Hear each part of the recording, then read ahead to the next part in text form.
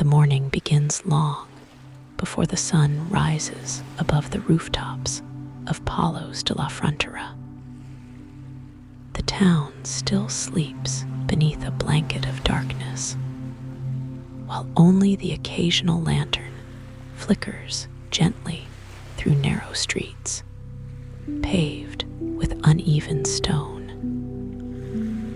The air carries the familiar scent of salt drifting inland from the nearby harbor, mixed with damp timber, old rope, and the faint aroma of bread already baking inside a few small kitchens. Somewhere in the distance, a church bell quietly marks another passing hour, its slow echoes fading into the peaceful silence before dawn.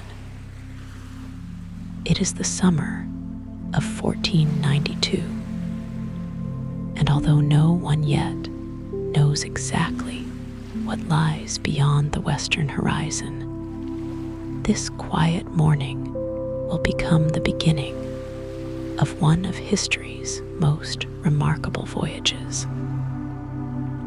The harbor itself awakens slowly before the first light reaches the sky.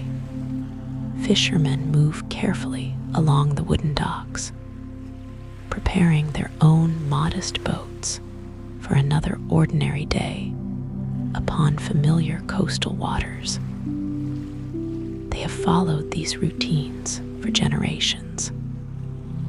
Nets are inspected by hand. Small barrels of salted fish are loaded aboard. Oars rest neatly against worn wooden hulls, polished smooth by countless journeys across the nearby sea. Their work carries little urgency.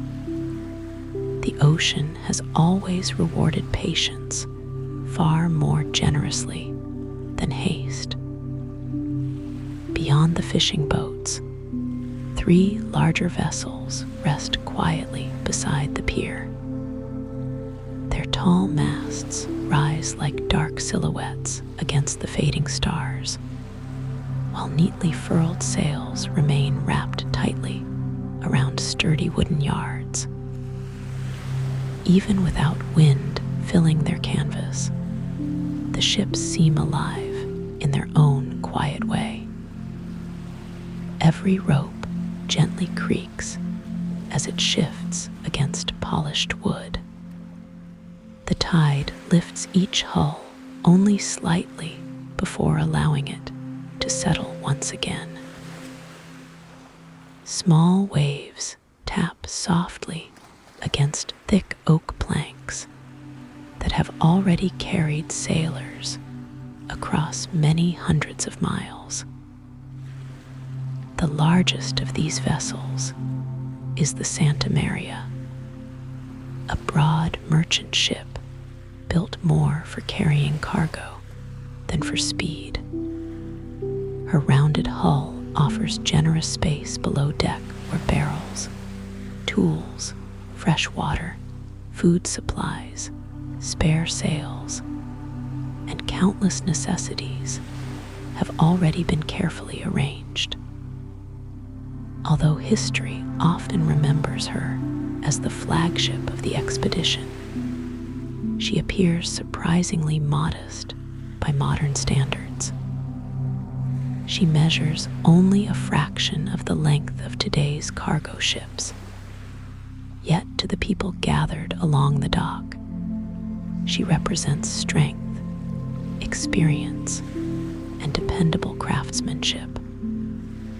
Nearby rests the Pinta, lighter and quicker than her larger companion. Her lines are leaner, designed to move efficiently through open water whenever favorable winds arrive.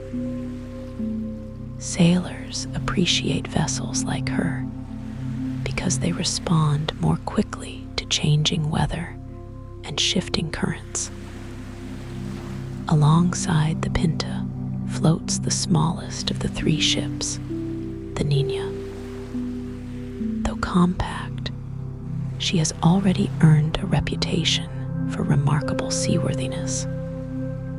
Built originally for coastal trade, her sturdy construction and balanced design allow her to ride ocean swells with quiet confidence. No one standing upon the dock this morning can know that she will one day become the only ship of the expedition to complete the entire journey safely. As dawn slowly approaches, the first soft colors begin appearing along the eastern horizon. Deep blue gradually fades into gentle shades of violet before warming toward pale gold. The harbor changes with the light. Details hidden by darkness quietly reveal themselves one after another. Weathered planks upon the docks show the marks left by decades of tides and footsteps.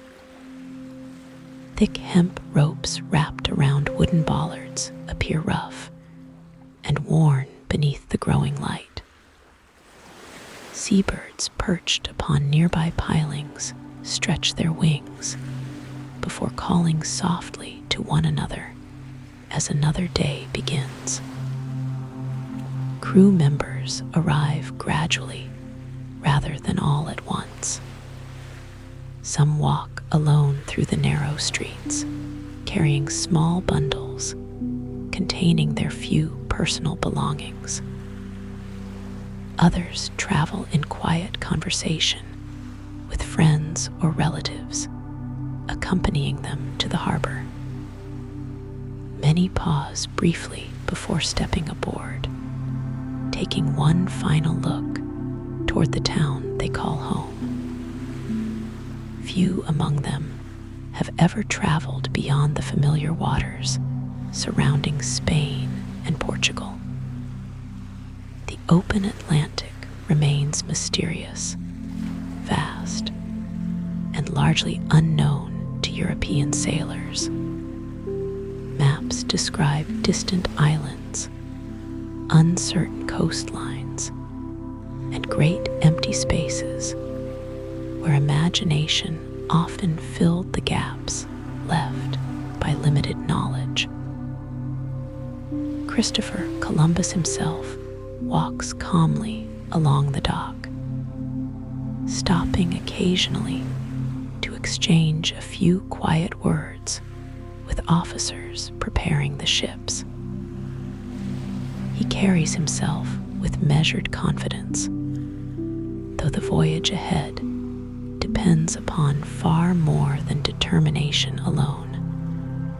Success will require favorable winds, reliable navigation, sturdy ships, disciplined crews, and no small measure of patience. Columbus believes that sailing westward across the Atlantic will eventually lead to Asia, where valuable spices, silk, and precious goods await.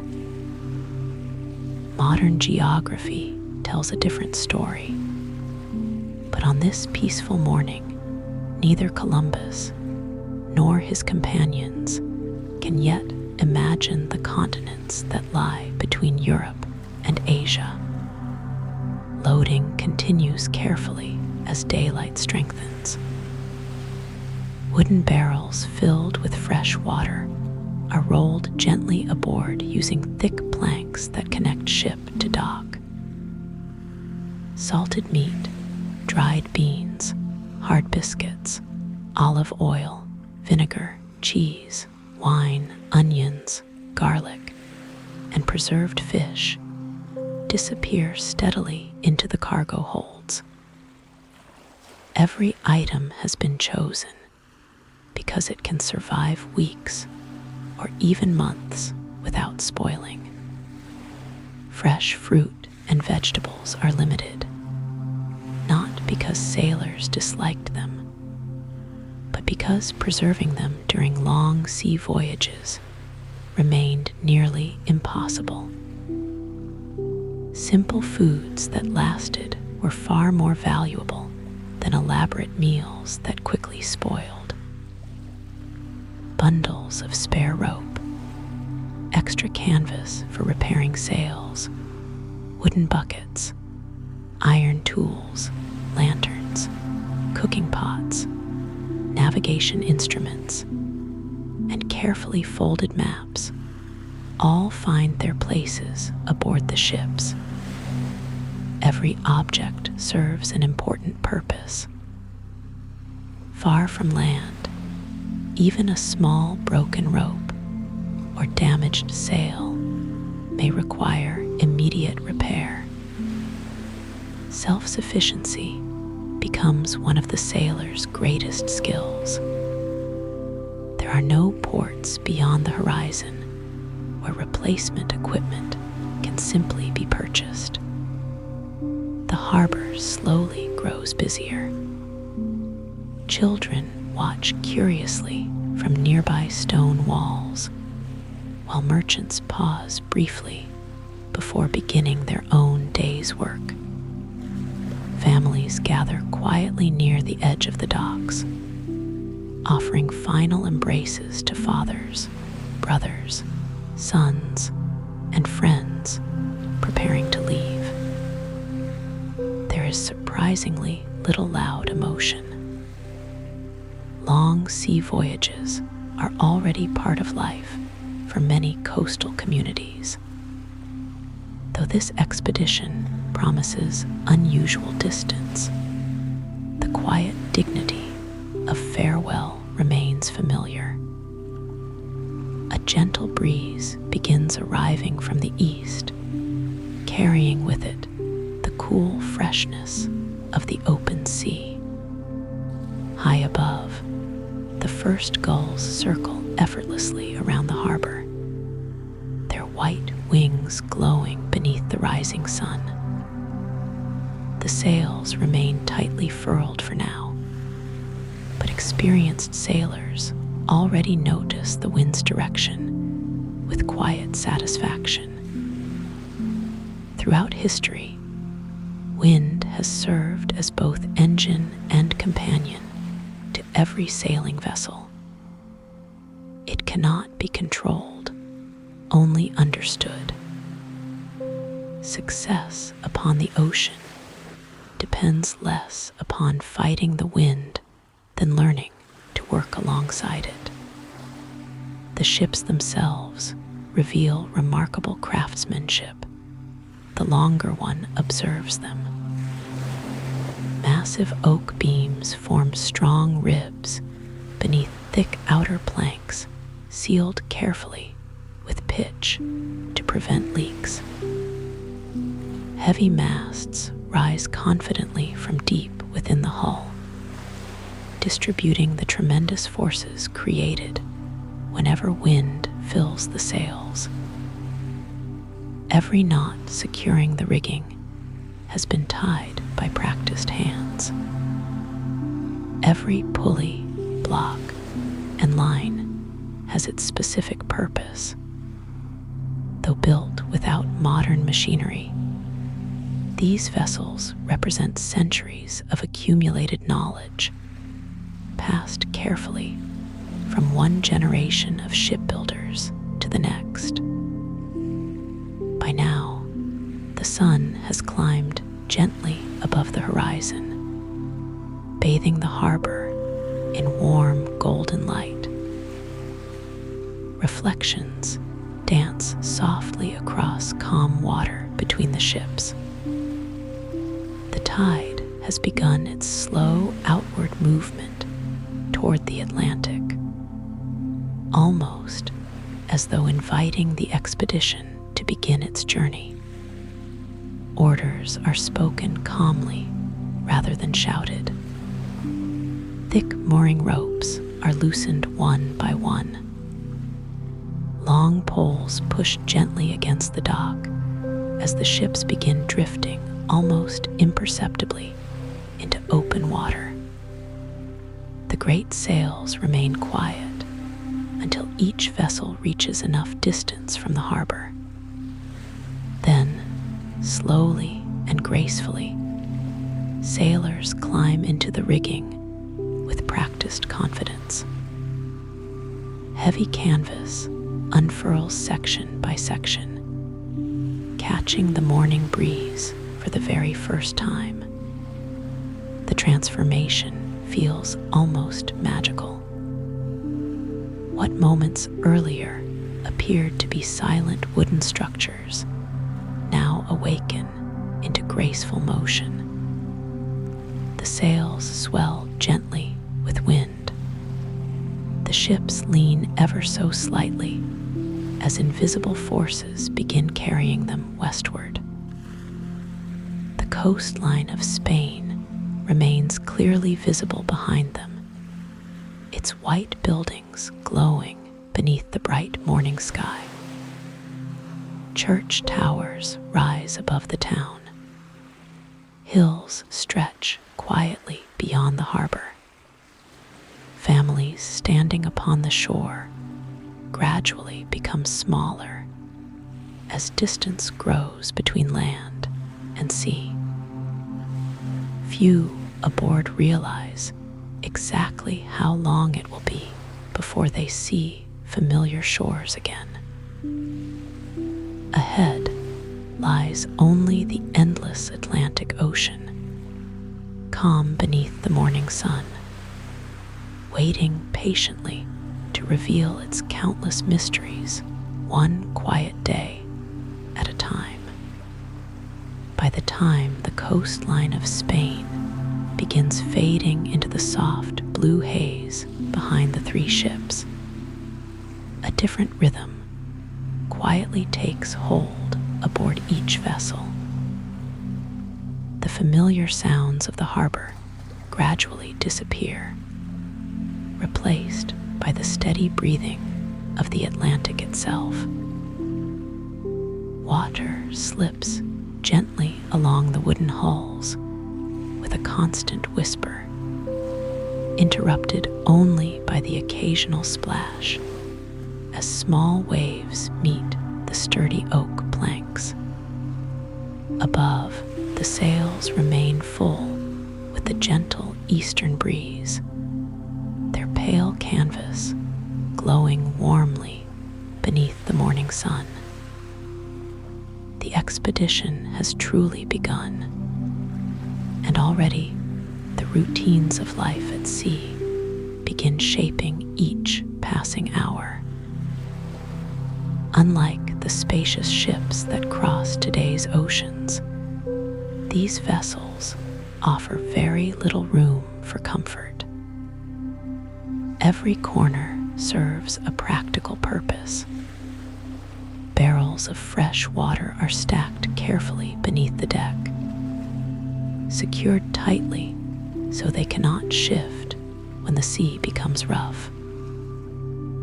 Nearby rest sacks of hard biscuits, bundles of dried beans, salted meat packed inside wooden casks, wheels of hard cheese wrapped in cloth, onions braided together, garlic hanging from beams, and large clay jars containing olive oil and vinegar.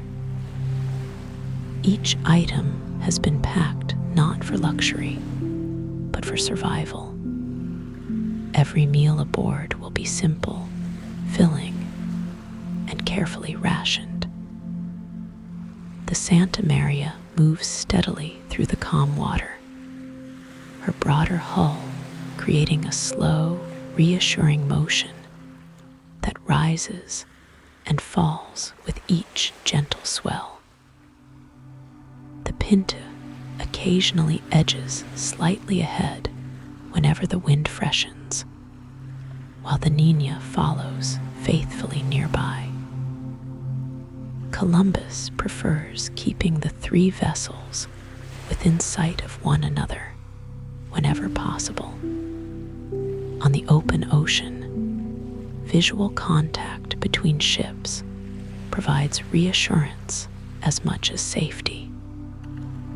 even from a distance, the familiar outline of another mast against the horizon reminds every sailor that they do not journey alone. The decks soon become busy with quiet work. Sailors inspect ropes that have already begun tightening beneath the constant pull of wind. Knots are checked, sails adjusted, and wooden pulleys lubricated whenever necessary. Hemp rope, though remarkably strong, constantly responds to changes in moisture, stretching slightly when damp before tightening again beneath the warmth of the afternoon sun. Experienced sailors develop an almost instinctive understanding of these subtle changes, noticing small differences long before any problem becomes serious. Many of the crew have spent years upon the sea, serving aboard fishing boats, merchant vessels, and coastal traders. Their movements reveal a confidence born not from speed, but from familiarity. Bare feet grip the wooden deck naturally as the ships rise and fall beneath them. Hands reach automatically toward nearby ropes whenever balance shifts. Even walking becomes a quiet dance with the movement of the vessel.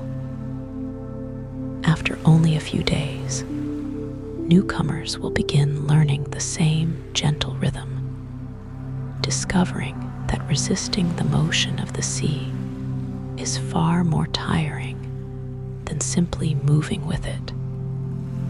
Far overhead, seabirds continue following the ships for several hours after leaving land. White gulls circle patiently behind the sterns, occasionally diving toward scraps thrown overboard after the midday meal. Their calls drift softly through the warm air before gradually becoming less frequent. As the ships sail farther into the Atlantic, the familiar coastal birds slowly disappear one by one, returning toward land long before evening arrives. Their departure serves as one of the first quiet reminders that the expedition is leaving the familiar world behind. The first meal at sea is modest. Hard ship's biscuit forms the foundation of nearly every sailor's diet. Baked until almost completely dry, these dense crackers can survive months without spoiling, though they require considerable patience to eat. Sailors often soften them by dipping them briefly into water, broth, or wine before chewing carefully. Alongside the biscuits come small portions of salted pork or preserved fish, accompanied by onions, cheese, and occasionally dried legumes, prepared slowly inside a large iron cooking pot, suspended above a carefully tended fire. Cooking aboard a wooden ship requires remarkable care. Open flames must always remain small, controlled, and closely watched. Fresh water is among the most valuable supplies carried aboard. Every sailor receives only a measured daily ration, carefully distributed to ensure the voyage can continue even if the journey lasts longer than expected. Wine often accompanies meals not only because it is familiar, but because it remains safer to drink than water that has spent many weeks stored inside wooden barrels. Though neither drink is luxurious, both become treasured comforts during long weeks far from shore. As the afternoon unfolds, the warm summer breeze remains remarkably steady. The Atlantic appears almost impossibly vast, its surface shimmering beneath endless sunlight. Small waves roll gently beneath the ships, lifting them with quiet regularity. Looking outward in every direction reveals only water-meeting sky at a distant horizon that seems to retreat endlessly as the ships advance. To modern travelers accustomed to seeing airplanes cross continents in hours, such emptiness may seem unusual. Yet, for sailors of the 15th century, this uninterrupted horizon becomes both companion and mystery. Navigation occupies much of Columbus's attention throughout the day. Several times he studies the compass carefully before comparing its direction with the position of the sun overhead. Beside him rest simple but valuable instruments that help estimate latitude using the height of celestial bodies above the horizon. None of these tools provide exact locations by modern standards. Instead, navigation combines careful observation, accumulated experience, mathematics, and educated judgment. Every day the ocean offers new information, and every day skilled navigators quietly assemble these small clues into their best understanding of where the ships may be. The crew soon divides naturally into watches, allowing work to continue throughout every hour of day and night. While one group trims sails or steers the vessel, another rests below deck or prepares the next meal. Sleep comes in short intervals rather than long, uninterrupted nights. Life at sea follows the needs of the ship rather than the familiar rhythms of land. Wind changes regardless of sunrise or sunset. Sails require adjustment whenever conditions shift. Someone must always remain awake. Below deck, conditions are simple and crowded. There are no private cabins for ordinary sailors. Most sleep wherever space permits, often upon rough blankets spread across wooden planks, surrounded by barrels, rope, tools, and cargo. The air remains warm, carrying the mingled scents of timber, pitch, seawater, food stores, damp clothing, and human life. Ventilation is limited, especially when rough weather requires hatches to remain closed.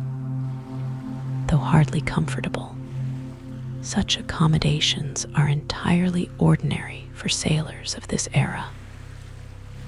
Above deck, sunlight gradually softens as afternoon gives way toward evening. Shadows lengthen across the wooden planks, while the sails glow golden against the deepening blue sky. The sea itself changes color with the passing hours. Bright sapphire during midday slowly deepens into rich shades of cobalt before reflecting the warm amber tones of the descending sun. Every evening offers a different display of light upon the water, transforming the Atlantic into an ever-changing landscape despite its apparent simplicity. As sunset approaches, conversations aboard grow quieter. Some sailors lean gently against the rail, watching the endless movement of the waves below. Others quietly repair clothing, sharpen simple tools, or polish small personal items carried from home. Many think of families left behind in Spain, wondering what they might be doing as darkness begins settling across familiar villages. Homesickness rarely arrives dramatically. Instead, it grows gradually through countless small memories carried quietly within the mind. The sun finally touches the western horizon, painting both sea and sky with extraordinary shades of orange, crimson, and violet. The three ships appear almost black against the brilliant light, their tall masts standing like delicate ink drawings upon the glowing evening sky. For several peaceful moments, the Atlantic seems perfectly still. Even the wind softens, as though pausing to admire the close of another day. Soon darkness spreads gently across the ocean. One by one, familiar stars begin appearing overhead. Sailors lift their eyes toward the heavens with quiet appreciation, recognizing many constellations that will soon become their nightly companions throughout the long voyage ahead. Long before satellites and electronic navigation, the stars served as reliable guides for those patient enough to learn their silent language. Lanterns are lit sparingly aboard each vessel, their warm glow illuminating only the most necessary corners of the decks. Beyond that small circle of light stretches the immense darkness of the Atlantic, calm and mysterious beneath the endless canopy of stars. The ships continue westward through the peaceful night, carried steadily onward by gentle trade winds that have followed this route across the ocean for thousands of years, long before any sailor gave them a name. The third morning upon the Atlantic arrives almost unnoticed. There is no coastline to mark the beginning of another day. No church bells drifting across the water. No distant villages slowly waking beneath the rising sun. Instead, dawn reveals itself only through the changing colors of the sky. The eastern horizon begins as a faint silver line separating the sea from the heavens. Little by little, that line broadens into soft shades of lavender, peach, and pale gold, until the first rays of sunlight spill gently across the calm surface of the Atlantic. Every wave catches the light for only an instant before passing it quietly to the next, creating an endless endless chain of shimmering reflections stretching toward the horizon. The ocean possesses a remarkable way of changing without ever seeming different.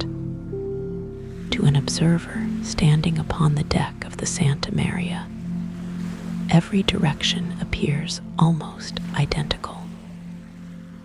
Water meets sky in a perfect circle surrounding the ships. Yet those who spend enough time upon the sea begin noticing countless subtle variations. The color of the water shifts with the depth beneath the hull. Gentle swells travel from distant storms, never seen by the sailors themselves. The wind carries slightly different scents depending upon where it has traveled. Even the rhythm of the waves quietly changes as unseen currents move beneath the surface. Christopher Columbus begins each morning with careful observation. Before speaking with the officers, before examining maps or writing notes, he spends several quiet moments studying the horizon and the sky. Clouds reveal valuable information to experienced navigators. Their height, shape, and movement often hint at weather conditions still many hours away. Thin wisps of cirrus drifting high overhead may suggest changing winds. Towering white clouds growing rapidly during warmer afternoons sometimes announce approaching rain. Although forecasting remains far from exact, generations of sailors have learned to recognize patterns repeated countless times across the open ocean. Navigation during the 15th century requires extraordinary patience. Every estimate depends upon careful observation combined with experience rather than certainty. The compass remains one of the expedition's most valuable instruments. Its simple magnetic needle points steadily north, offering reliable direction even when clouds hide the stars or darkness blankets the sea. Yet the compass alone cannot reveal exactly where the ships are. It tells only one piece of a much larger story. Beside the compass rests another important instrument known as the mariner's astrolabe. Fashioned from brass, it appears surprisingly simple. By carefully measuring the angle between the horizon and celestial bodies, such as the sun or the North Star, navigators estimate their latitude, or how far north or south they have traveled. Using the astrolabe aboard a gently rolling ship demands considerable skill. Even the smallest movement of the deck affects each measurement. Many observations must be repeated several times before a navigator feels confident enough to record the result. Throughout the morning, Columbus consults worn charts spread carefully across a wooden table inside his cabin.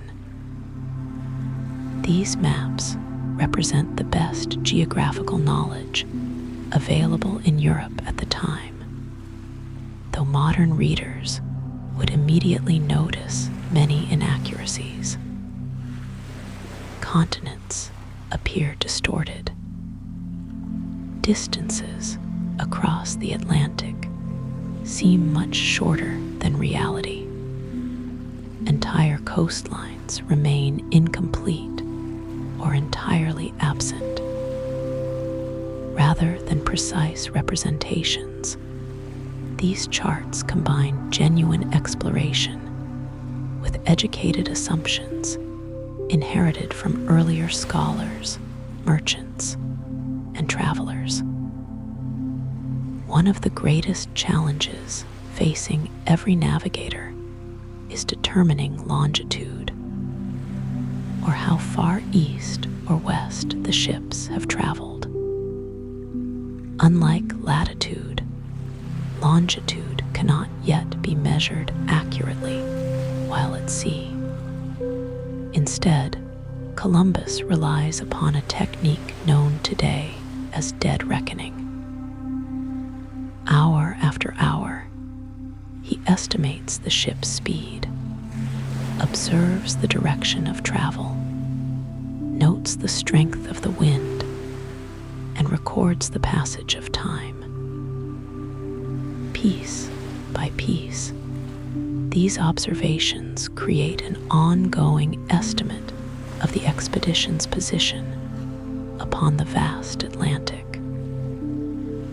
Though imperfect, dead reckoning remains the most practical method available for centuries. Speed itself must be estimated without modern instruments. Experienced sailors develop a remarkable sense for how quickly a ship moves by observing waves passing along the hull, the feel of the wind filling the sails, and countless small details impossible to describe, fully yet learned through years upon the sea. Every officer carries within his mind an invisible collection of experiences that quietly informs each new judgment. As the sun climbs higher into the morning sky, the breeze strengthens slightly from behind the ships. This steady wind belongs to a great atmospheric pattern now known as the northeast trade winds. These dependable winds circle the earth with remarkable consistency, blowing from east to west across the Atlantic for much of the year. Long before meteorology explained their existence, sailors had already learned to trust them. Entire trade routes gradually developed by following these invisible rivers of moving air. The voyage westward becomes possible largely because the atmosphere itself quietly encourages the ships onward. Beneath the surface, another hidden force accompanies the expedition. Powerful ocean currents flow silently beneath the hulls, carrying vast quantities of water across entire oceans. The sailors cannot see these currents directly, yet they occasionally notice their influence. Floating seaweed drifts steadily in one direction, despite the movement of surface waves. Small pieces of driftwood pass slowly alongside before disappearing astern.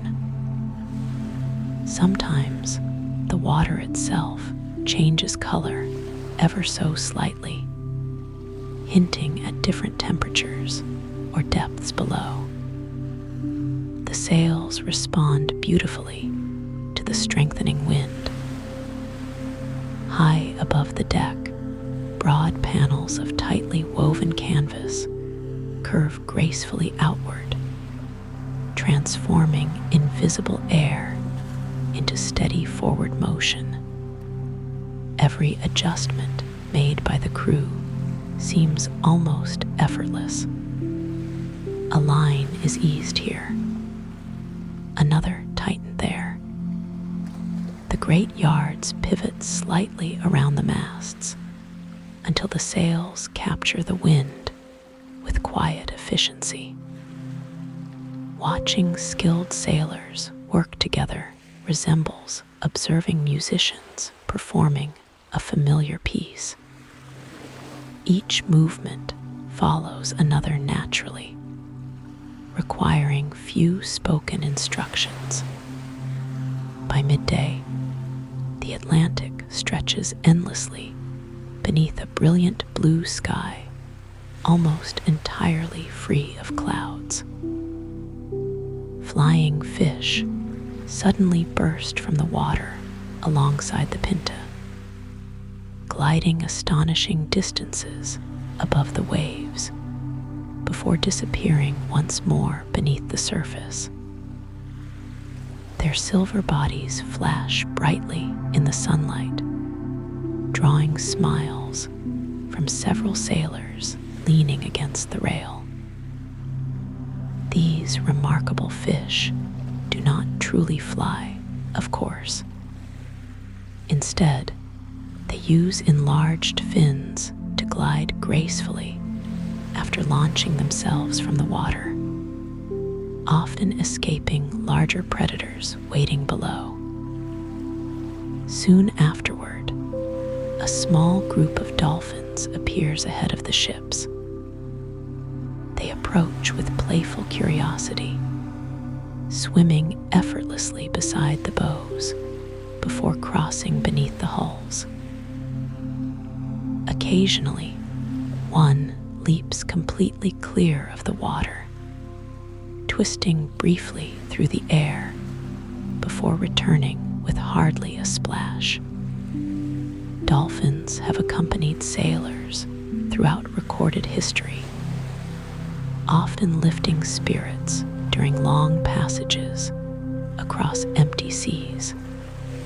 Their intelligence and apparent joy in movement inspire quiet admiration among nearly everyone fortunate enough to witness them. The afternoon passes peacefully. Some sailors mend clothing worn by constant exposure to salt water and sun. Others carefully inspect the rigging once again, replacing worn lashings before they become dangerous. Below deck, barrels are checked for leaks, while food supplies are counted and rearranged whenever necessary. Life aboard ship depends upon countless small acts of maintenance performed faithfully every day. A neglected rope today may become a broken mast weeks later. A tiny leak ignored beneath the hull can gradually grow into a serious threat. Experience teaches sailors that prevention almost always requires less effort than repair. As evening approaches once more, Columbus quietly updates his journal. By the light of a small lantern, he records the estimated distance traveled, the direction of the wind, observations of the weather, and anything unusual encountered during the day. These entries will eventually become one of history's most important records of exploration. Yet in this quiet moment, they are simply careful notes written by a navigator trying to understand the immense ocean unfolding before him. The setting sun paints the western horizon with rich amber light. The sea, which only hours before reflected brilliant blue, now glows with copper, crimson, and deep violet. Gentle swells continue rolling beneath the ships exactly as they did yesterday, and as they will tomorrow. Above, the first evening stars begin appearing one by one. Polaris, the North Star, holds its familiar position above the northern horizon, offering quiet reassurance to every navigator who lifts his eyes toward the heavens. Night gradually settles across the Atlantic. Lanterns flicker softly upon the decks, while the three ships continue westward beneath an endless sky filled with stars. There is no sound except the gentle sigh of wind within the sails, the rhythmic creaking of timber, and the endless whisper of water slipping past the hulls. It is a peaceful silence, broken only by nature itself, a silence that has accompanied sailors for thousands of years, long before these three small ships began their slow journey toward an unknown horizon. By now, the familiar coastline of Europe has completely disappeared. No mountain rises above the horizon. No distant lighthouse marks the edge of civilization. And no passing fishing boat reminds the crew of home. Every direction offers only the same endless meeting of sea and sky. The Atlantic stretches outward without visible boundary, appearing almost timeless beneath the gentle movement of the sun. For many of the sailors, this is the first time they have ever found themselves so completely surrounded by open water. Yet as each day quietly passes, what first seemed strange gradually becomes familiar. Morning begins with the same comforting routine that has already settled over the three ships. Before the first light reaches the horizon, a few sailors quietly move across the decks, carrying small lanterns whose warm glow barely reaches beyond a few wooden planks. The night watch reports the direction of the wind, the condition of the sails, and any unusual sights observed during the darkness. Most mornings bring very little to report. The Atlantic has greeted the expedition with remarkable kindness. Gentle trade winds continue pushing the ships steadily westward, while calm swells lift the hulls with slow, predictable rhythm. As dawn slowly unfolds, the eastern sky transforms into soft shades of silver and pale gold.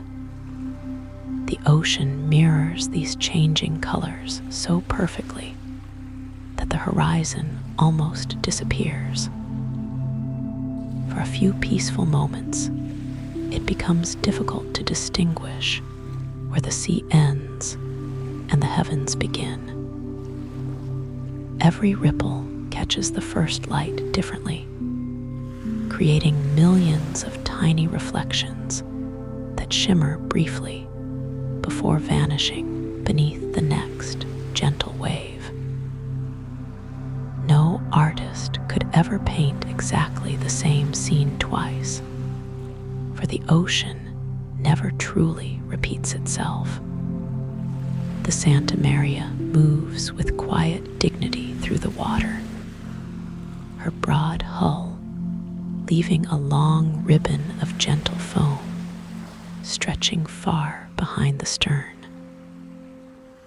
The Pinta continues sailing slightly ahead whenever the breeze freshens, while the smaller Niña follows faithfully nearby, rising gracefully over each swell before settling once again into the sea. Though separated by short distances, the three vessels remain close enough that sailors can still distinguish one another moving across distant decks. Their presence brings comfort, even in the immense emptiness of the Atlantic. Companionship travels alongside them. The weather remains wonderfully stable.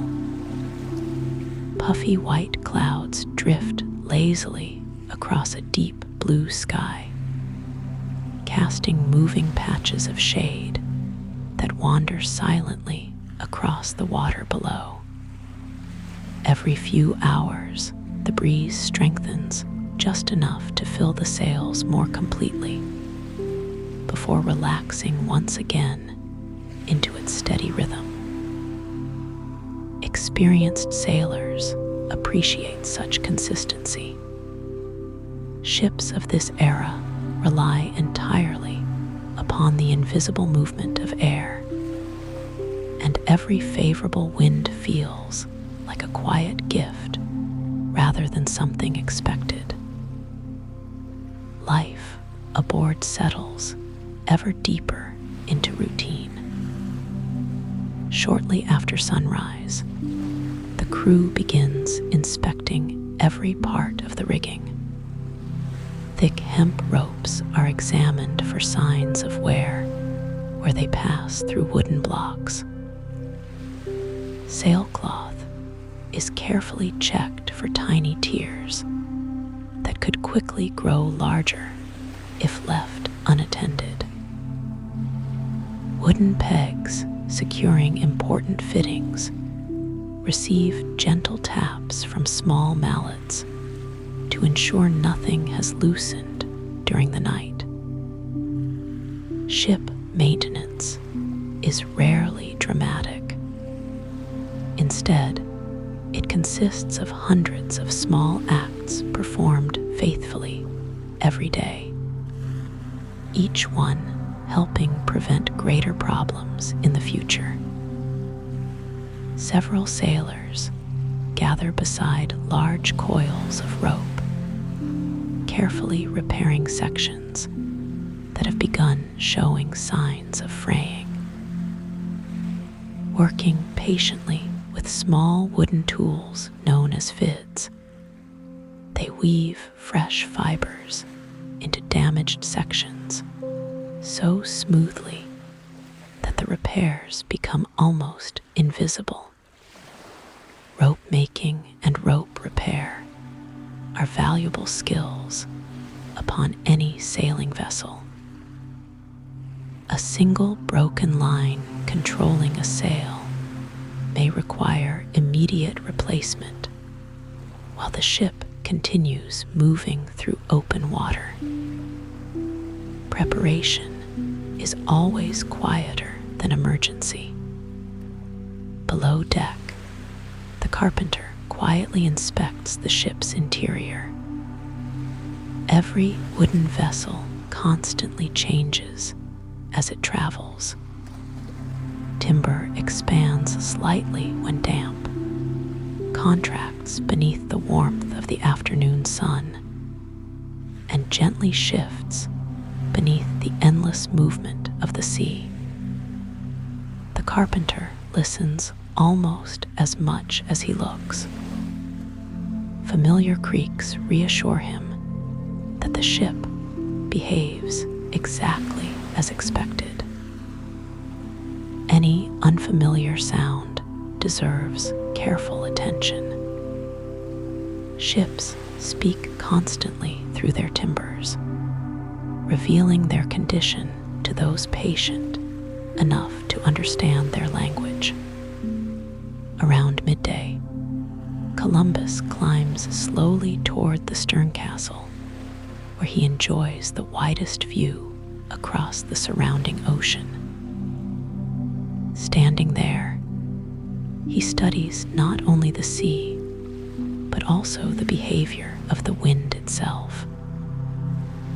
The surface of the Atlantic reveals invisible currents of air through countless subtle patterns. Darker patches upon the water often indicate stronger breezes approaching from behind. Tiny ripples moving across otherwise calm swells reveal changing gusts long before they reach the sails. Skilled captains learn to read the sea almost as farmers read the sky. The Atlantic offers occasional visitors throughout the afternoon. A small school of dolphins once again appears beside the Santa Maria, gliding effortlessly through the clear blue water. Unlike fish that seem to struggle against the waves, dolphins move with remarkable ease, rising smoothly to breathe before disappearing once more beneath the surface. For several minutes, they accompany the ships as though sharing the journey, occasionally leaping completely clear of the water with graceful arcs that catch the sunlight upon their silver-gray backs. Farther from the ships, larger shadows occasionally appear beneath the surface. They move slowly, almost lazily, before fading once again into the darker blue below. Whether large fish, turtles, or whales remains impossible to determine from the deck, yet their presence reminds everyone that the ocean possesses depths beyond imagination. Even now, centuries later, much of the deep Atlantic remains unexplored.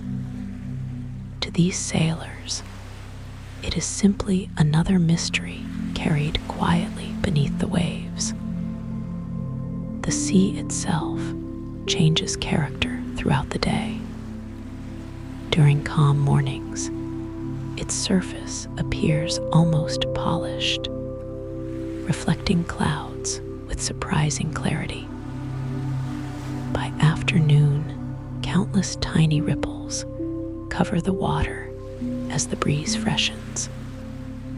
The ships continue gliding steadily onward, their hulls producing gentle patterns of white foam that quickly dissolve into the endless blue behind them. Every mile traveled leaves no permanent trace. The ocean quietly closes behind each passing ship, as though it had never been disturbed at all. As evening approaches, several sailors gather near the bow to watch flocks of small seabirds passing overhead. Their appearance sparks quiet conversation. Some believe birds always indicate nearby land. Others know that certain species spend weeks far from shore, following schools of fish across enormous distances. Columbus observes them carefully, but draws no immediate conclusions. Nature often offers clues, yet wise navigators avoid allowing hope to outrun evidence.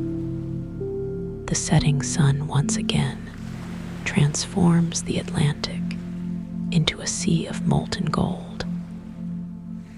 Long rays stretch across the water toward the ships, illuminating every rope and sail with warm amber light. Shadows lengthen across the decks, while the wooden masts glow softly against the brilliant western sky. crew pauses briefly, many leaning against the rails, simply watching another peaceful day draw gently toward its end. Darkness arrives gradually. One by one, the brightest stars emerge overhead until the entire sky seems filled with quiet light. Without the glow of cities, the heavens appear astonishingly clear. The Milky Way stretches across the night like a pale river of countless distant suns. Sailors who have spent much of their lives upon the sea know these constellations almost as well as familiar streets back home.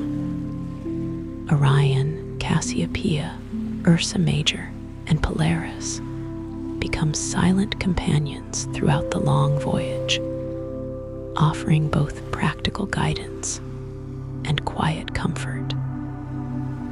The night watch begins once more. Lanterns burn softly near the helm, while the helmsman keeps the ships faithfully upon their western course. Around him, the Atlantic whispers gently against the hull. Above, the sails breathe quietly with the steady trade winds. Far ahead lies an unseen horizon hiding lands no European aboard these ships has ever witnessed. Yet, there is no urgency in the darkness. The expedition has discovered something unexpected during these first weeks upon the ocean. The Atlantic is not merely an obstacle separating continents. It is a vast living world of its own, filled with changing skies, endless stars, wandering currents, playful dolphins, gentle winds, and countless quiet moments that unfold one peaceful hour after another. And so, beneath the endless canopy of stars, the Santa Maria, the Pinta, and the Niña continue their slow westward journey, carried faithfully by the same winds that have crossed this ocean for thousands of years, long before any map attempted to draw the world beyond the horizon. Another quiet week passes upon the Atlantic, though time itself begins to feel different aboard the three small ships. Without familiar landmarks to divide one day from another, mornings blend gently into afternoons, and evenings dissolve almost unnoticed into peaceful nights beneath the stars. The rhythm of life is no longer measured by towns, fields, or church bells, but by the rising and setting of the sun, the changing direction of the wind, and the patient movement of the sea itself. The ocean has become not only the road beneath the ships, but also the world in which every sailor now lives. Each morning begins with the same familiar sounds. Long before dawn, the gentle creaking of timber echoes softly through the hull as the Santa Maria rises and settles upon slow Atlantic swells. Ropes tighten and relax with each movement, producing quiet whispers that experienced sailors scarcely notice anymore. Somewhere near the bow, a loose block taps rhythmically against the mast whenever the ship changes direction, by even the smallest degree. Water slides endlessly along the oak planks below, its constant murmur becoming so familiar that many crew members no longer consciously hear it at all. The Atlantic remains astonishingly generous. Day after day, the trade winds continue blowing steadily from the east, filling the broad white sails with quiet consistency. There are no violent storms, no towering waves crashing across the deck.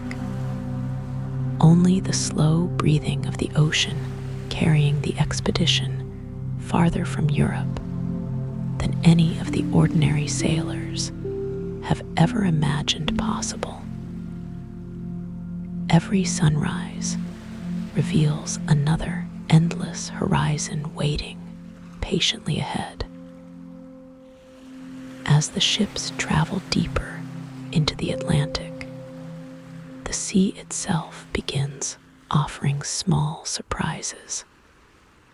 During one particularly calm morning, the crew notices long strands of golden brown seaweed drifting across the surface.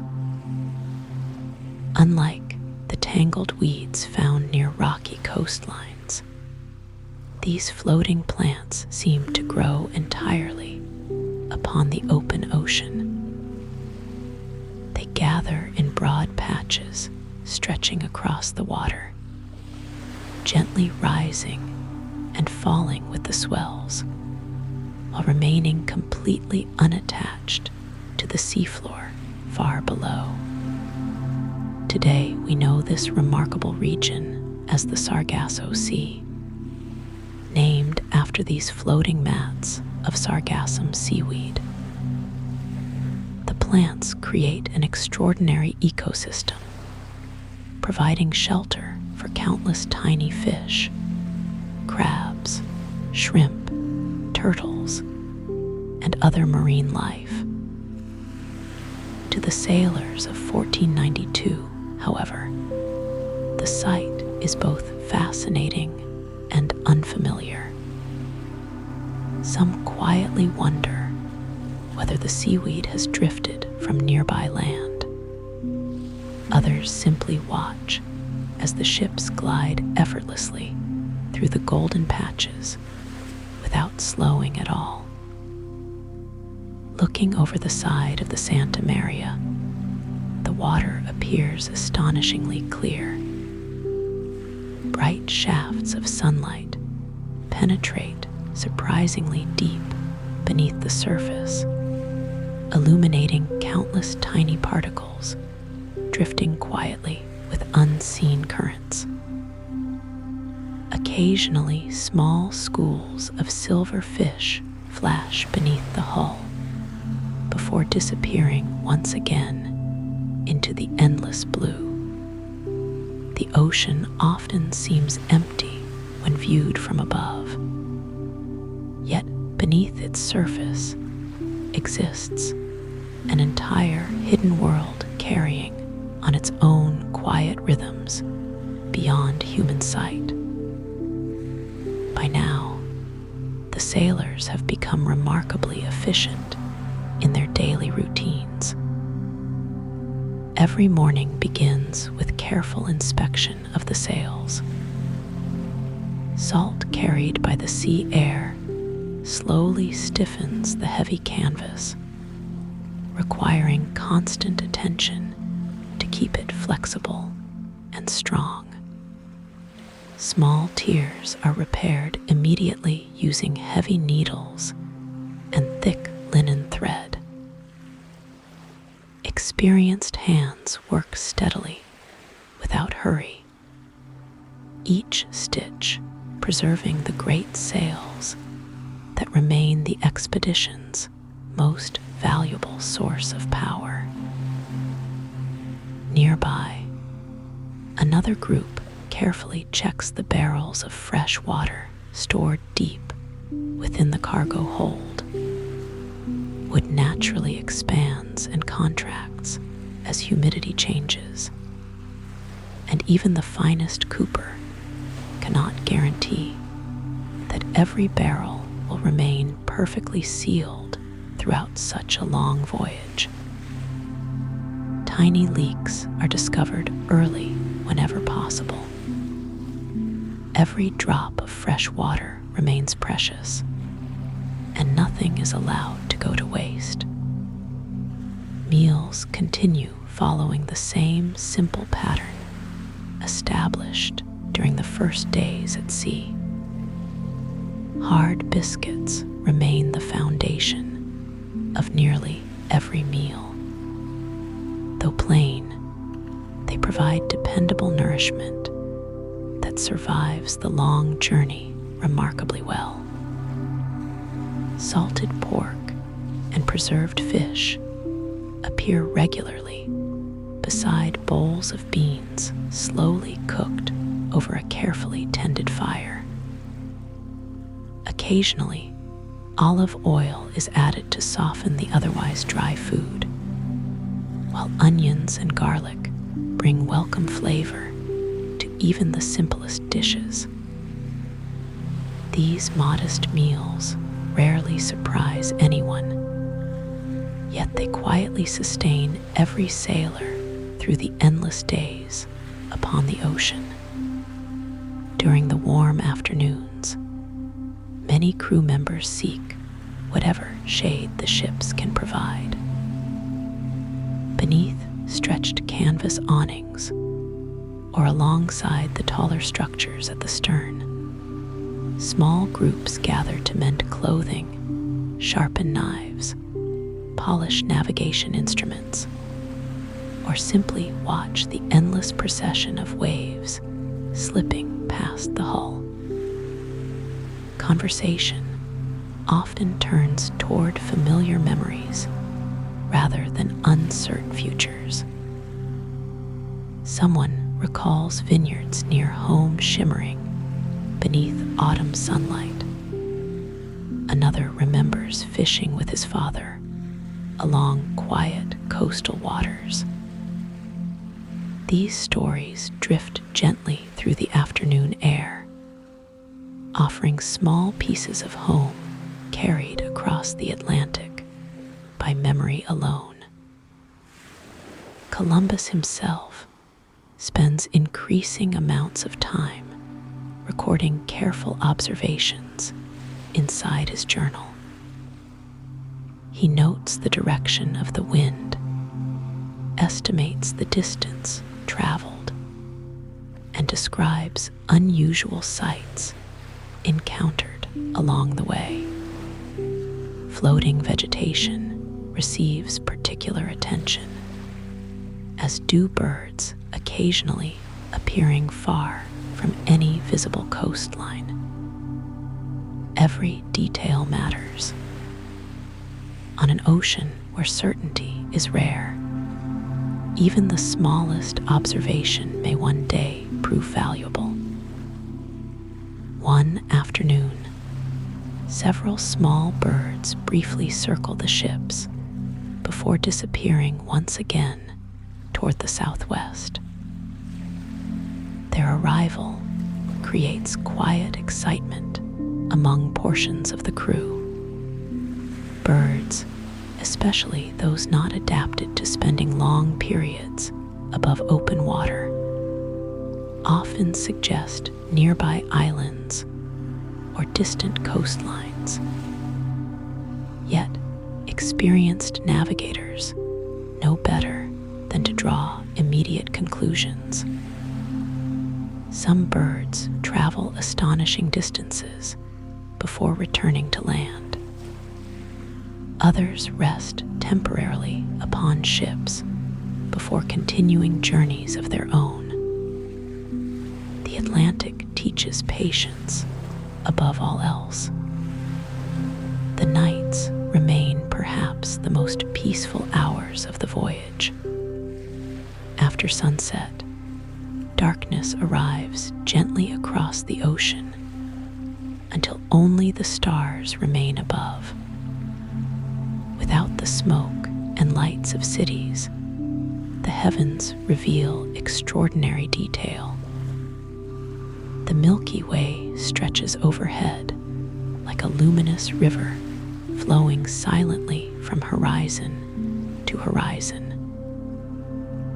Thousands upon thousands of stars fill the sky with quiet brilliance, each reflected faintly upon the calm surface of the Atlantic below. The sailors of 1492 possessed no telescopes capable of revealing distant planets or galaxies, yet they know the night sky intimately. Polaris continues serving faithfully as their northern guide, while familiar constellations rise and set with comforting regularity.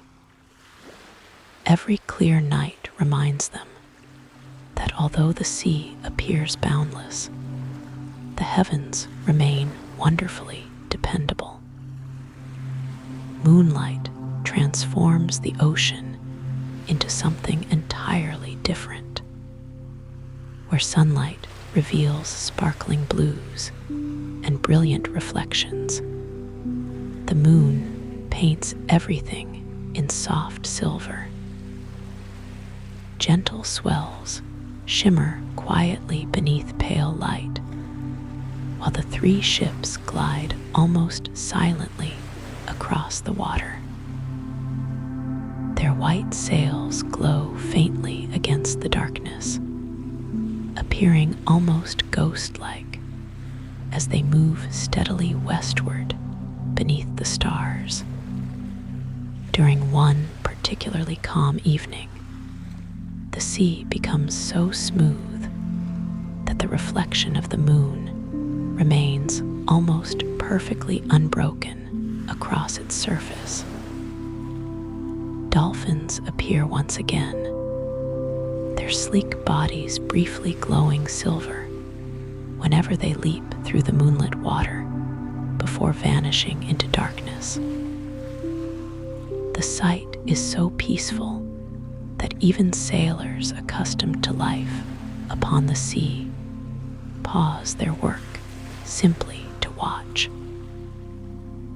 As the voyage continues, Columbus quietly notices another reassuring sign. The steady trade winds show little indication of weakening. These invisible currents of air continue carrying the expedition farther across the Atlantic with remarkable consistency. Though unknown to the sailors themselves, these same winds will eventually become part of one of history's greatest maritime discoveries, a natural circular pattern of winds and currents, allowing ships to sail westward across the Atlantic before returning east along more northern routes. For now, however, none of these future voyages exist. There is only this peaceful crossing. 3 small wooden ships, endless blue water stretching beyond every horizon, gentle winds filling white canvas sails, quiet stars watching from above, and a growing sense among everyone aboard that the Atlantic is revealing itself not as a place of fear, but as a vast, beautiful world of patience, silence, and quiet wonder. Night settles once more upon the expedition. Lanterns burn softly near the helm, while the helmsmen maintain their steady course. The ocean whispers endlessly beneath the hulls. Above, the stars continue their ancient journey across the heavens. Somewhere beyond the unseen western horizon, lies land still hidden from every eye aboard the Santa Maria, the Pinta, and the Niña. Yet, there is no need to hurry. The sea itself seems content to reveal its mysteries one calm day at a time. Many quiet days have now passed since the ships last saw the shores of Europe. The Atlantic has become both familiar and mysterious, revealing the same endless horizon each morning, while quietly offering new details to anyone patient enough to notice them. The sailors no longer measure time by villages left behind or destinations still unseen.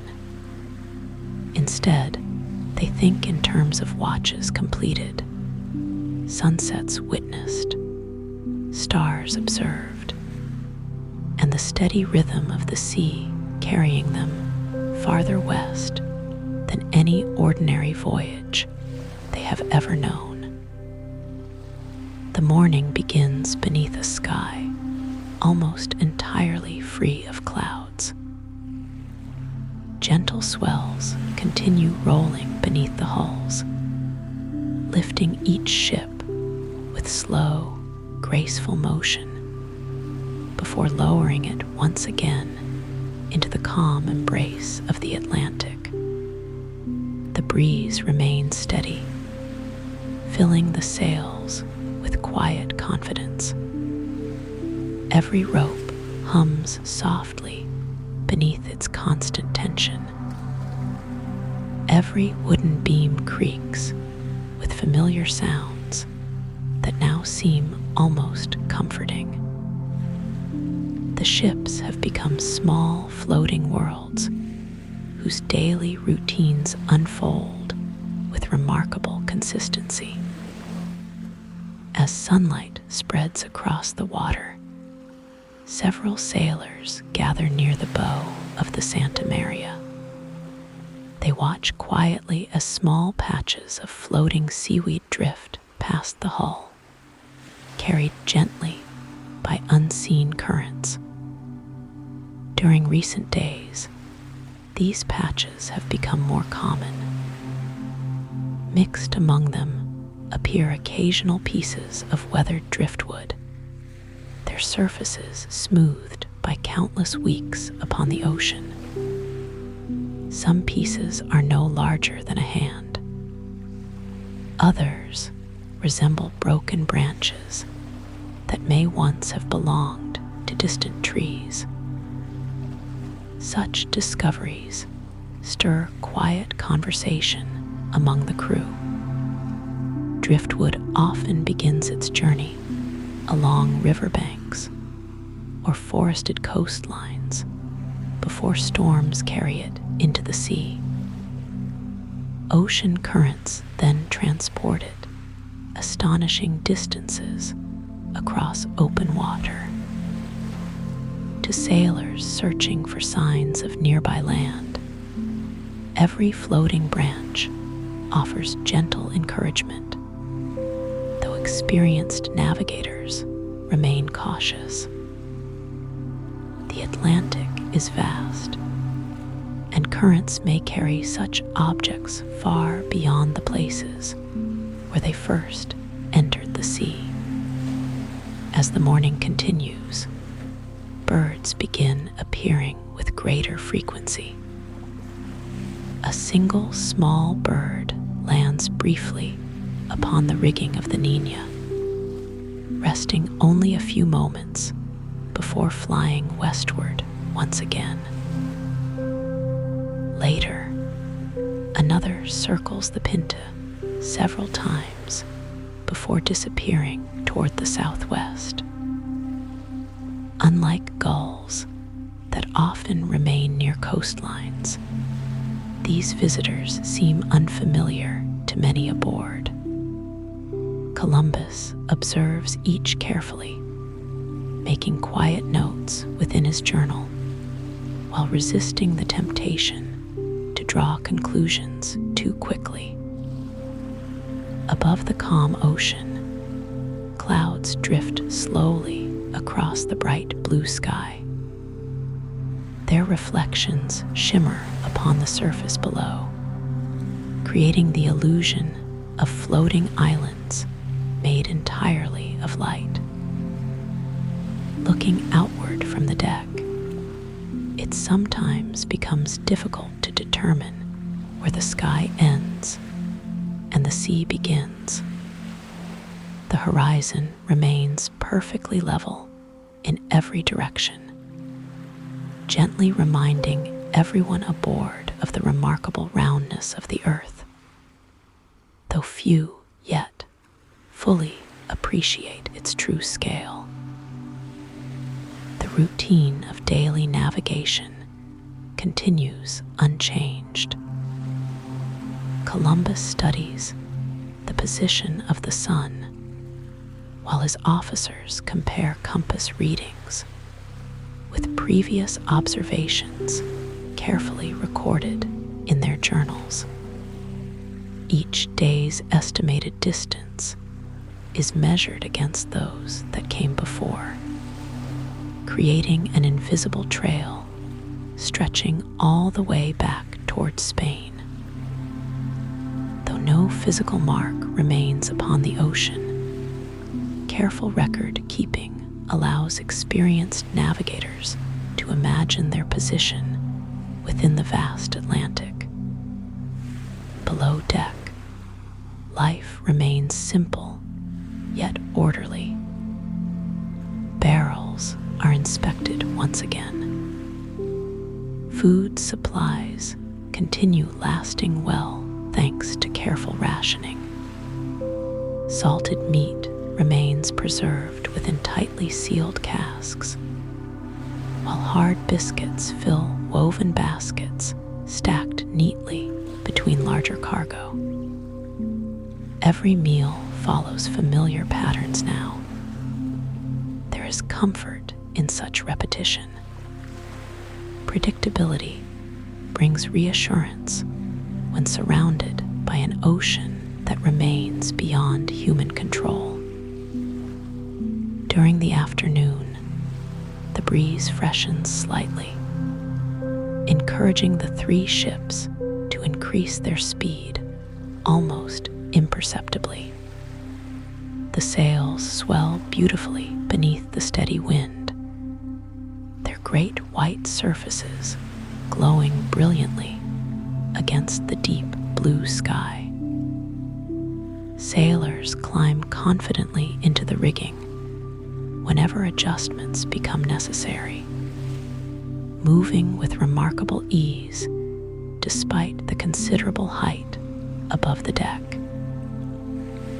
Years of experience have taught them to trust both the ropes beneath their hands and the balance within their bodies. The Atlantic itself remains astonishingly peaceful. Waves rise gently beneath each hull without ever becoming threatening. Sunlight dances endlessly upon the water, producing countless flashes of silver that appear and disappear faster than the eye can follow.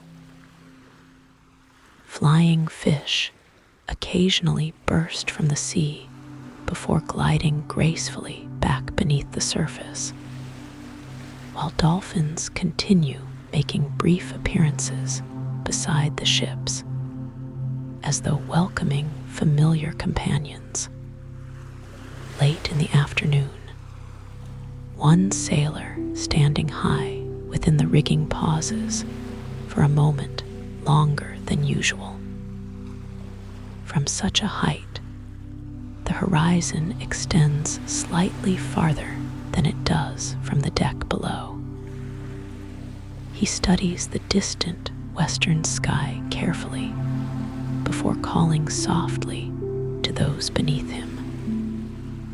There is nothing dramatic in his voice, only quiet curiosity.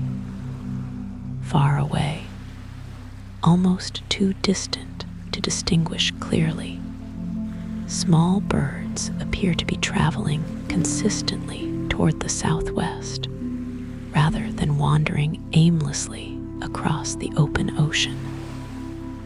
The observation spreads quietly among the crew. No one celebrates. No one claims that land must surely lie nearby. Yet hope begins returning in subtle ways. Birds require food, fresh water, and places to rest. While some species remain far from shore for long periods, increasing numbers often suggest changing conditions ahead. Columbus listens carefully to every report while continuing his own steady observations. As evening approaches, the ocean offers another gentle clue. Floating vegetation becomes more varied than before. Among the familiar sargassum seaweed appear fresh green leaves, unlike any previously encountered. Some still possess vibrant color, suggesting they have not drifted upon the sea for very long. Small flowering stems float quietly alongside the ships before disappearing beneath the stern. Nature reveals its secrets slowly, one peaceful detail at a time. Sunset arrives with extraordinary beauty. The western sky glows first with brilliant gold before gradually deepening into orange, crimson, and soft violet. Every sail reflects these warm colors, while the calm Atlantic transforms into a vast mirror, stretching endlessly toward the unseen horizon. The three ships appear almost suspended between sea and sky, carried gently forward by the faithful trade winds that have accompanied them for so many weeks. Night falls quietly. Lanterns burn with their familiar warm glow, while sailors begin another series of watches beneath the stars. The heavens remain astonishingly clear. Polaris still marks the northern sky, while countless constellations continue their slow procession overhead. Yet tonight, many sailors spend more time looking toward the dark western horizon than upward toward the stars. Somewhere beyond that invisible line may lie the destination they have imagined throughout the voyage. Hours pass peacefully. The ocean remains calm beneath the moonlight, its gentle swells reflecting silver across the water. Then, sometime during the quiet hours before dawn, another small flock of birds crosses above the Santa Maria. Unlike earlier visitors, these birds do not circle the ships. They fly with quiet determination toward the southwest before gradually disappearing into the darkness beyond the horizon. Morning arrives once again with soft golden light spreading across the Atlantic. The sea remains calm. The wind continues steady. Yet something subtle has changed aboard the expedition. The conversations sound slightly brighter. The sailors spend a little more time studying the distance ahead. Even the ordinary routines of trimming sails and checking ropes seem touched by quiet anticipation. Columbus climbs once more to the highest point available upon the Santa Maria and gazes steadily toward the west. His journal already contains careful records of birds, floating branches, fresh vegetation, favorable winds, and changing currents. Each observation alone means very little. Together, however, they form a quiet pattern that grows more convincing with every passing day. The Atlantic has carried the expedition faithfully across its immense waters with remarkable generosity.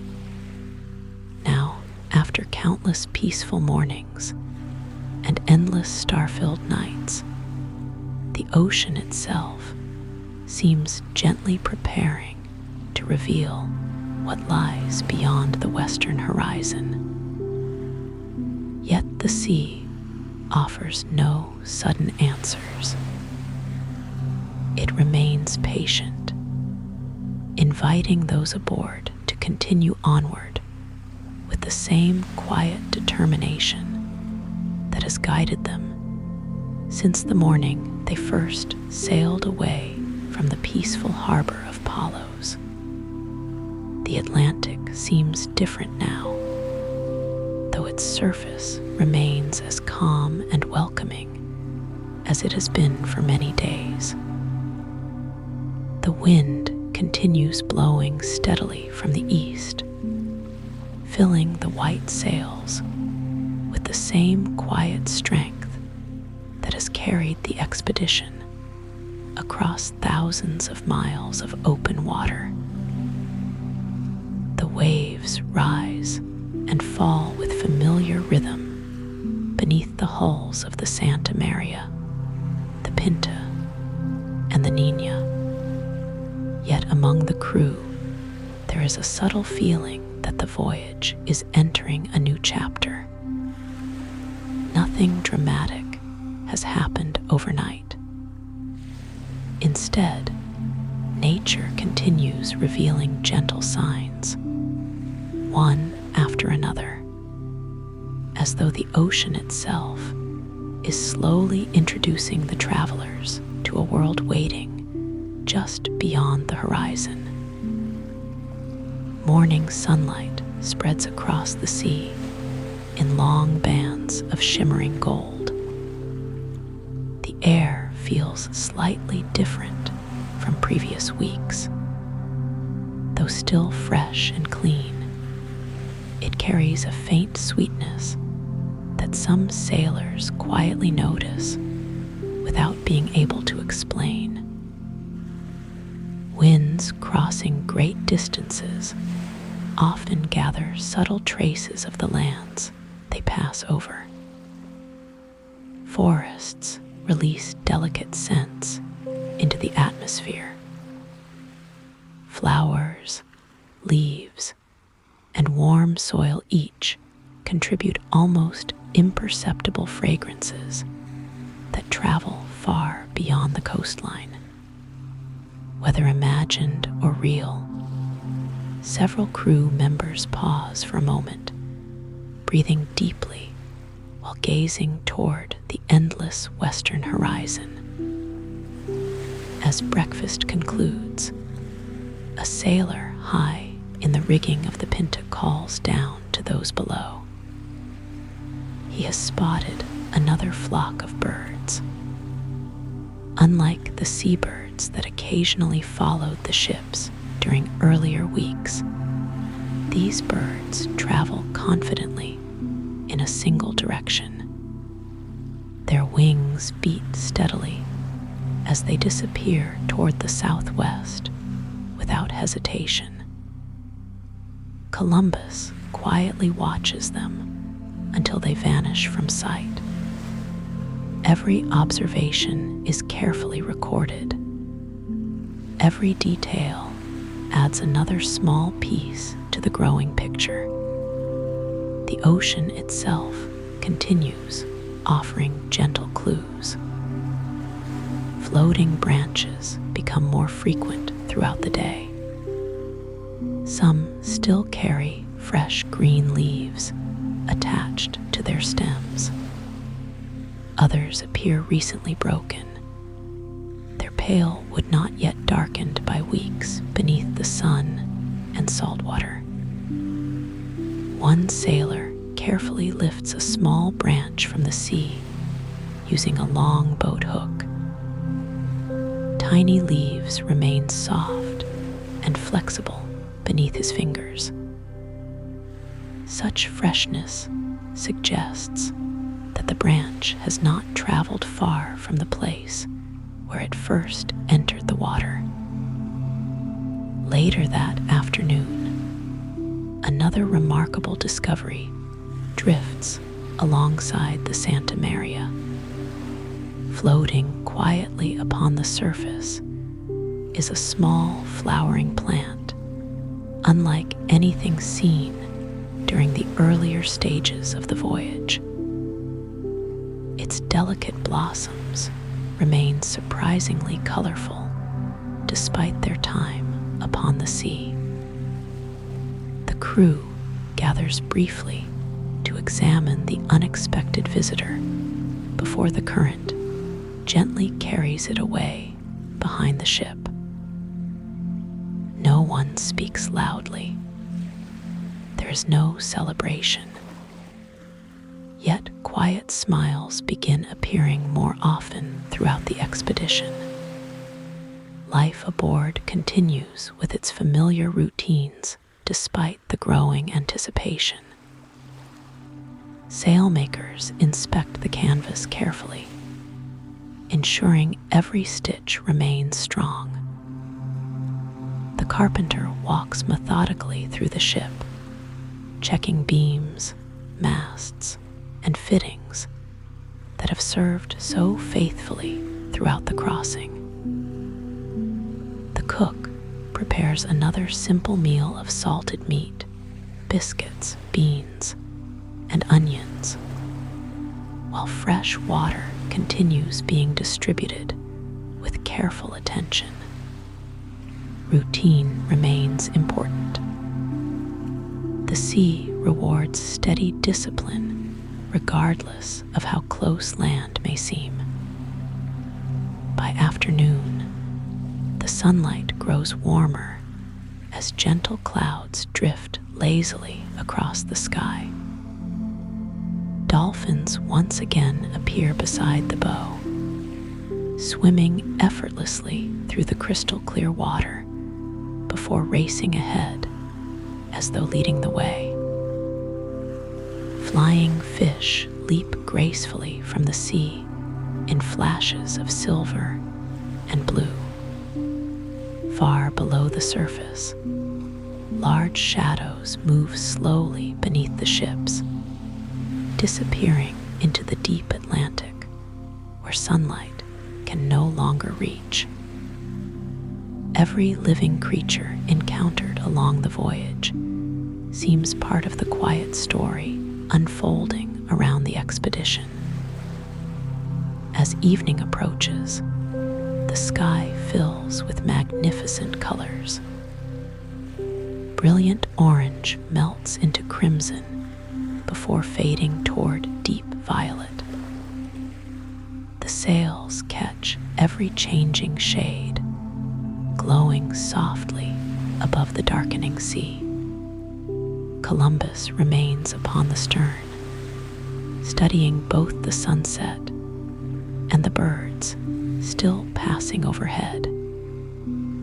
His years of experience tell him that nature rarely offers so many signs without reason. Still, patience remains his greatest companion.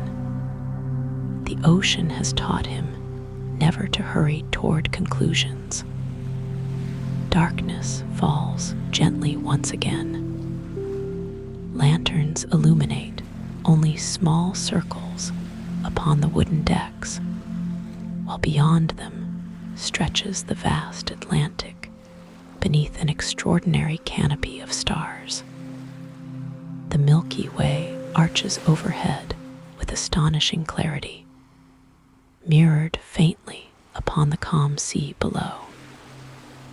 Every familiar constellation rises according to its ancient schedule. Polaris remains steady in the northern sky, guiding the ships exactly as it has since they first departed Spain. The night passes peacefully until the quiet hours before dawn.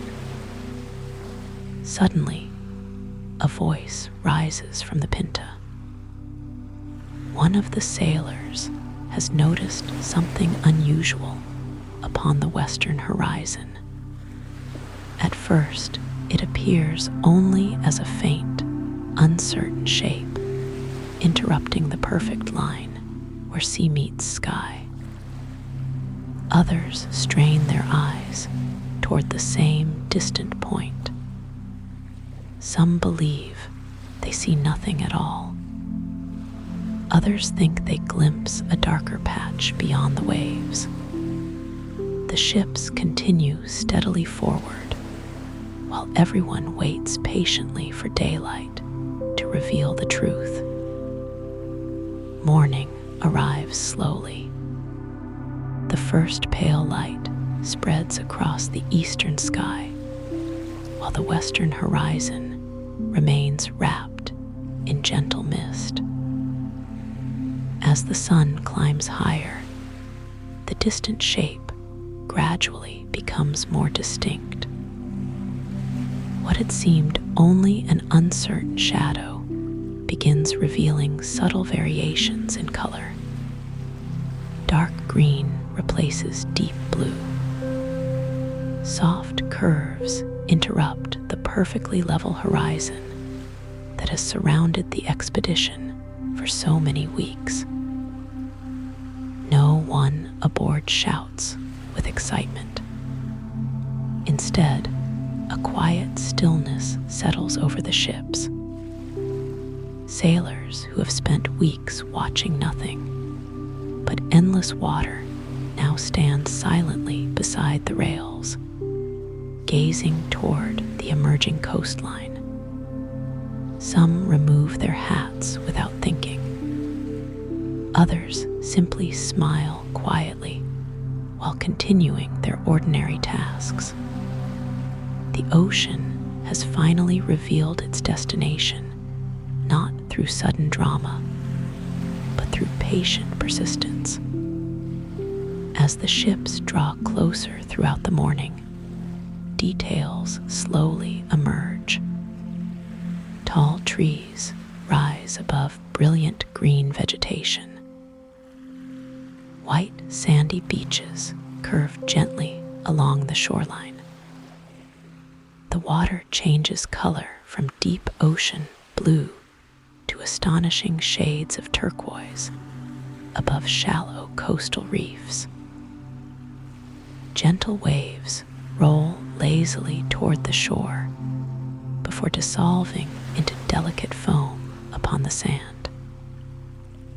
The entire landscape seems almost impossibly peaceful beneath the warm tropical sunlight. Colorful birds circle above the treetops, while graceful palms sway softly in the breeze. The forests appear dense, vibrant, and untouched, stretching inland far beyond what the sailors can see from the ships. Freshwater streams sparkle briefly where they meet the sea. Every sight offers quiet confirmation that life flourishes upon this distant shore. Columbus studies the coastline carefully before giving calm instructions to reduce sail. The great white canvas slowly folds as the ships approach more cautiously. Anchors are prepared. Smoke small boats are inspected. Every movement aboard remains measured and deliberate. After weeks upon the Atlantic, there is no reason to hurry during these final moments of approach. The anchors eventually descend into the clear water with gentle splashes, followed by the quiet rumble of heavy chains settling beneath the surface. For the first time in many weeks, the three ships come peacefully to rest. The constant motion of forward travel gives way to the gentle rocking of vessels safely anchored offshore. The sailors stand quietly along the rails, taking in the extraordinary beauty surrounding them. The breeze now carries unmistakable scents of tropical vegetation, warm earth, flowers, and fresh leaves. Birds sing somewhere within the forests beyond the beach. Crystal clear water reveals colorful fish moving effortlessly above bright coral formations beneath the surface. After thousands of miles across the Atlantic, guided by stars, winds, currents, and quiet determination, the voyage has reached land. Yet the ocean remains calm behind them, stretching endlessly toward the eastern horizon, where Europe now lies far beyond sight. The sea has carried them safely across one of the world's greatest oceans, revealing its quiet beauty one peaceful day at a time, before gently delivering them to a new and unfamiliar shore waiting beneath the morning sun. The first morning beside the quiet island unfolds with remarkable gentleness. Long before the sun rises fully above the eastern horizon, a soft golden glow begins spreading across the still waters surrounding the three ships.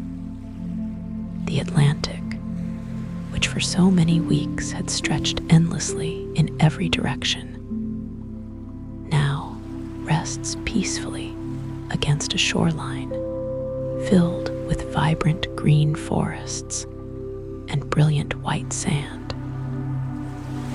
Gentle waves roll steadily toward the beach before dissolving into delicate ribbons of foam. The same ocean that had carried the expedition across thousands of miles now seems almost unwilling to disturb the calm beauty of the island resting before them. A light breeze moves through the anchored ships, causing the folded sails to stir quietly against the masts. Every familiar sound remains present. The ropes creak softly. Wooden beams respond gently to the movement of the tide. Water brushes rhythmically against the hulls, just as it has every day since leaving Spain. Yet, everything feels somehow different. For the first time in many weeks, the air carries the unmistakable fragrance of land. Warm earth, flowering plants, fresh leaves, and distant trees blend together into scents that no ocean wind alone could ever produce. As daylight slowly brightens, the island begins revealing extraordinary detail. Tall palm trees sway gracefully above the shoreline, their broad green leaves catching the first rays of the morning sun. Dense tropical forests extend inland beyond sight, layered with countless shades of green, unlike the olive groves and vineyards familiar to the sailors of Spain. Small birds move effortlessly between the branches, their songs drifting faintly across the quiet water toward the anchored ships. Bright flowers appear among the forest edges, adding subtle touches of red, yellow, and violet to the rich green landscape. The scene nearest the shore changes color with astonishing beauty. Deep Atlantic blue gradually gives way to brilliant turquoise as the water becomes shallower above coral reefs and white sand. Looking over the side of the Santa Maria, sailors can clearly see colorful fish moving gracefully beneath the surface.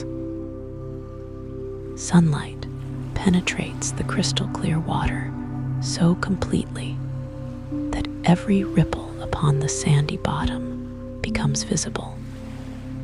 After weeks of staring into the endless dark blue of the open ocean, the clarity of these coastal waters seems almost unbelievable.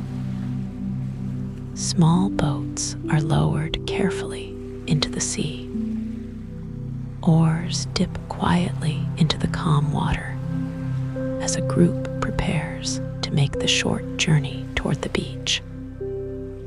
Every movement remains calm and deliberate. There is no urgency, only quiet curiosity.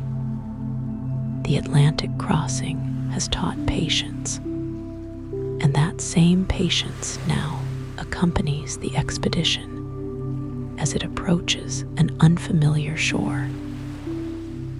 As the boats glide gently across the shallow water, the sounds of the island gradually become clearer. The rustling of leaves joins the distant calls of birds hidden among the trees. Tiny waves lap softly against the sandy shoreline, while crabs move quickly across smooth rocks, exposed by the gentle tide. Everything appears peaceful. Nature continues its quiet rhythm, entirely unaware that these visitors have crossed one of the world's greatest oceans to arrive here. Stepping onto solid ground after many weeks at sea feels strangely unfamiliar.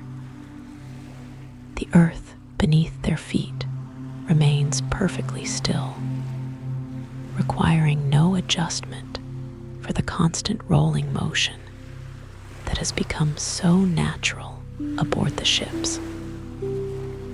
Some sailors pause for a moment simply to experience the quiet stability of the island. Others kneel briefly, touching the warm sand or examining unfamiliar plants growing along the edge of the forest. The landscape invites slow exploration rather than hurried discovery. Narrow paths wind gently beneath tall palms, while shafts of sunlight filter through layers of tropical leaves.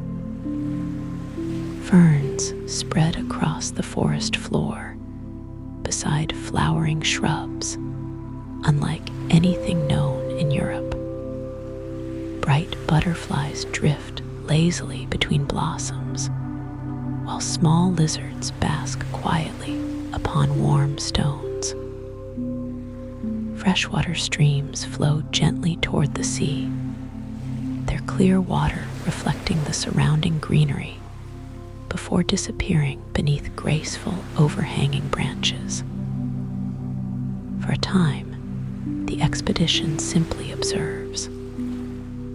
The island possesses its own peaceful rhythm, one shaped by sunrise, rainfall, tides, birds, forests, and seasons, rather than distant kingdoms or busy ports.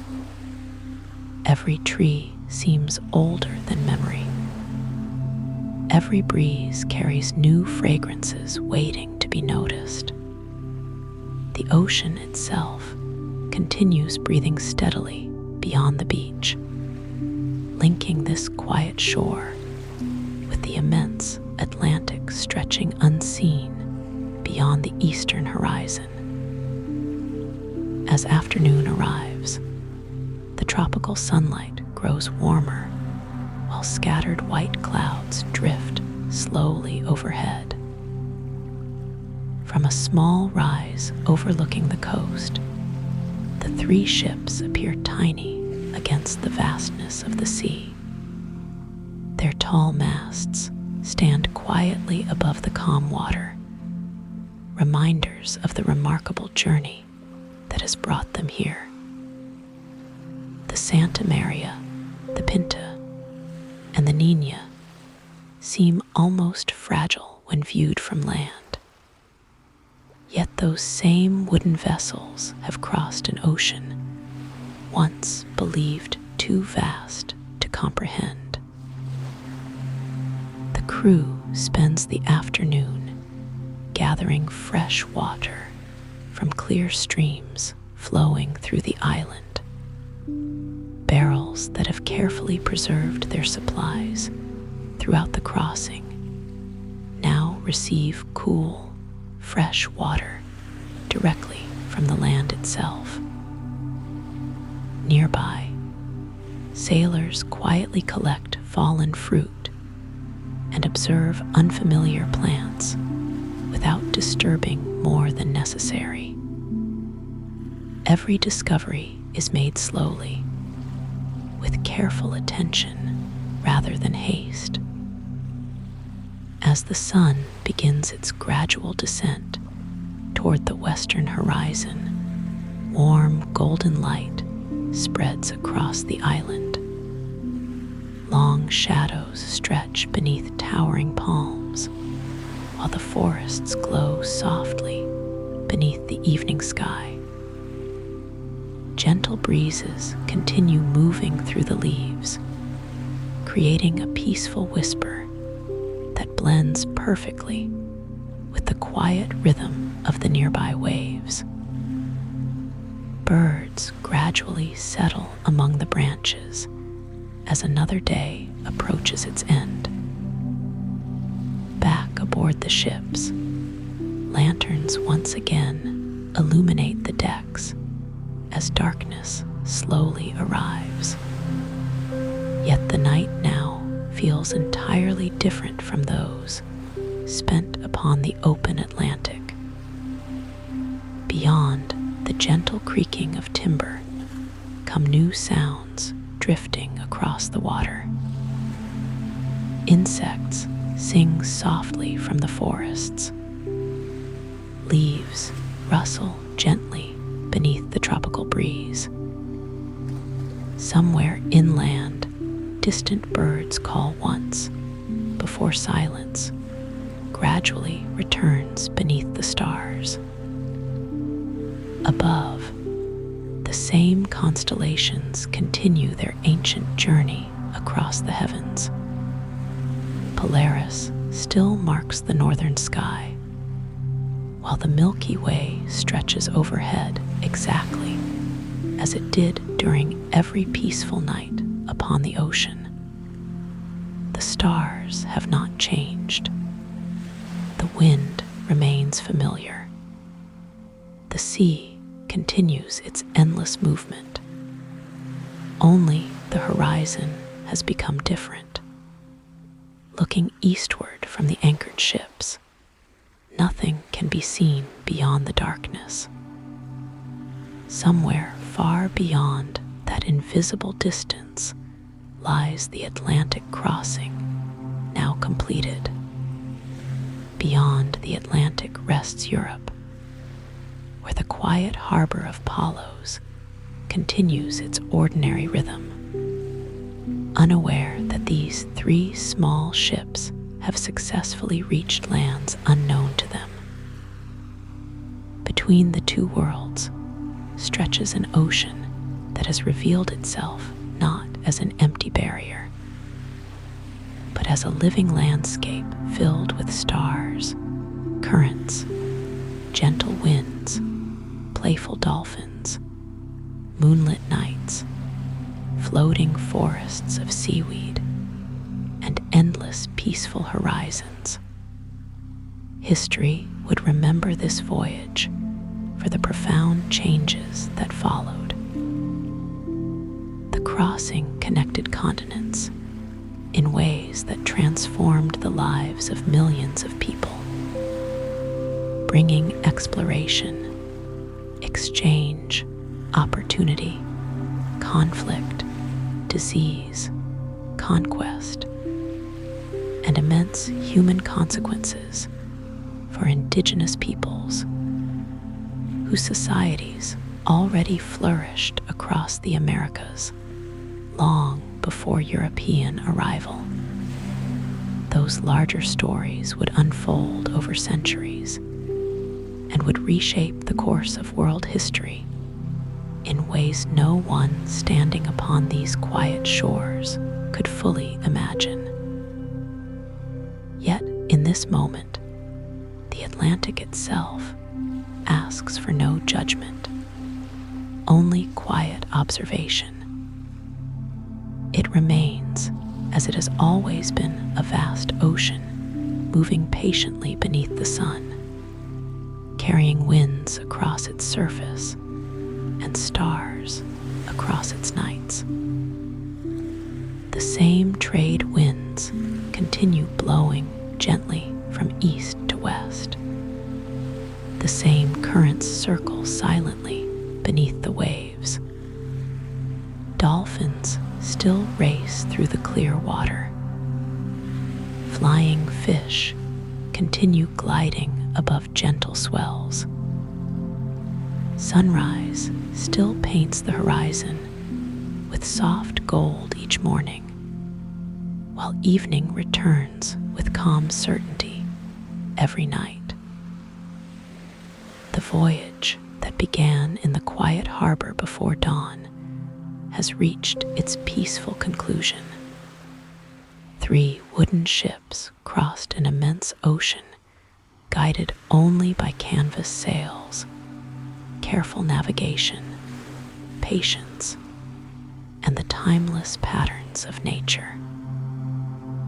The Atlantic offered storms only in distant memory, choosing instead to reveal its quieter face. A world of gentle breezes, endless horizons, moonlit seas, and silent wonder. As the lanterns burn softly aboard the resting ships, and the tropical night settles peacefully around the quiet bay, the ocean continues its eternal rhythm, carrying every wave toward distant shores, just as it has done for countless generations, inviting every traveler to slow their thoughts, lift their eyes toward the stars, and simply drift with the endless breathing of the sea.